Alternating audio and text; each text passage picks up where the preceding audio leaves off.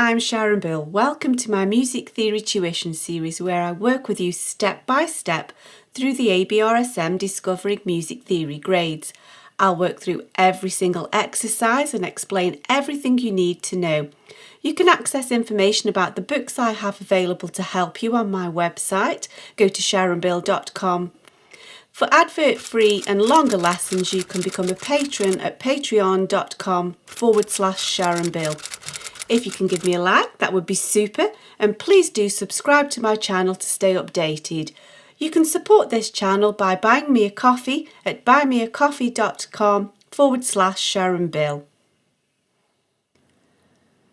Continuing with the topic of pitch in the Grade 5 Discovering Music Theory workbook, we move on to page 15 and exercise 7, which is similar in style to the previous exercise, except now we've got to watch out and comment whether the second exercise is now an octave higher. Previously we were expected to find the melody an octave lower. Now we want the melody to be an octave higher, bearing in mind the change in clef.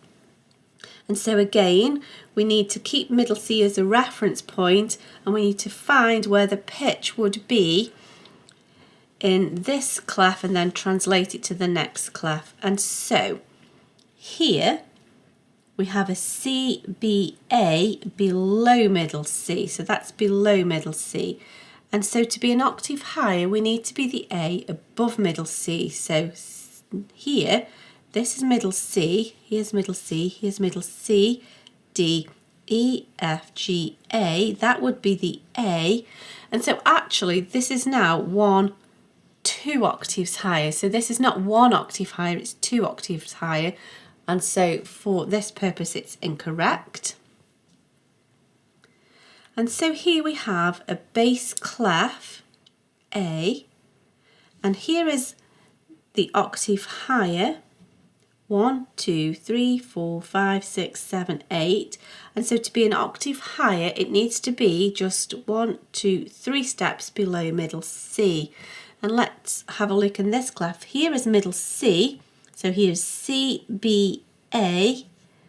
And then that's now, there's a third, a third, a third, down a step. So everything follows in step correctly, and we're starting at the correct point. That is correct. So by all means have a go now, try the rest on your own and we'll check through them together. So we have here C, B below middle C, and so to be an octave higher it needs to be the B above middle C. And so here's middle C, and we've gone below. Actually, that's at pitch, isn't it? We should be here. That's exactly the same pitch, and so that's incorrect. Let's move on to D. So we're way down here, aren't we? Let's see what we've got. So this is, let's count from this low G line. At least we know what this note is. G, F, E, D, C, B, A, G. Oh, well, that was a good start, wasn't it? There's a G. And so to be an octave higher, it needs to be here. Now, bear in mind, this is middle C. This is the G below middle C. It needs to be the 1 octave below that.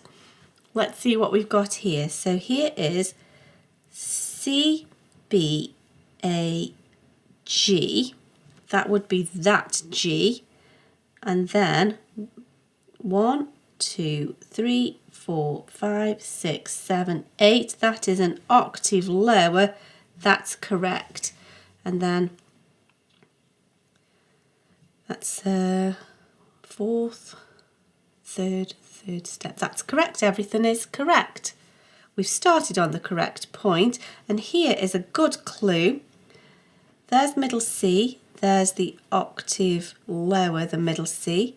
This now is middle C, and so it's an octave high. We've ended up exactly on middle C, and so that's a double check that we are indeed correct.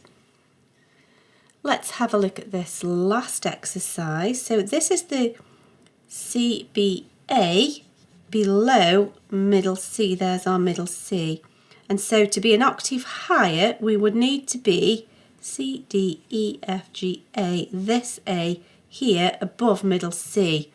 So this is middle C, C, D, E, F, G, A, that's correct.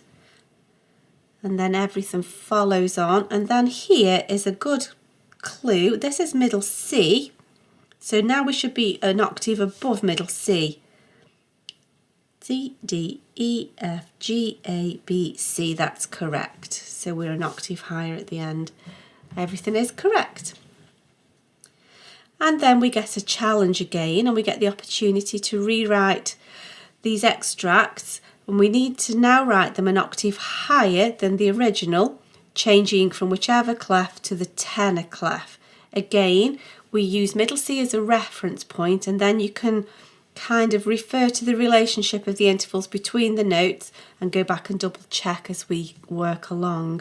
So the key signature and everything is in place, and so we don't have to worry about too many things all at once. I'm going to just get the note heads in place.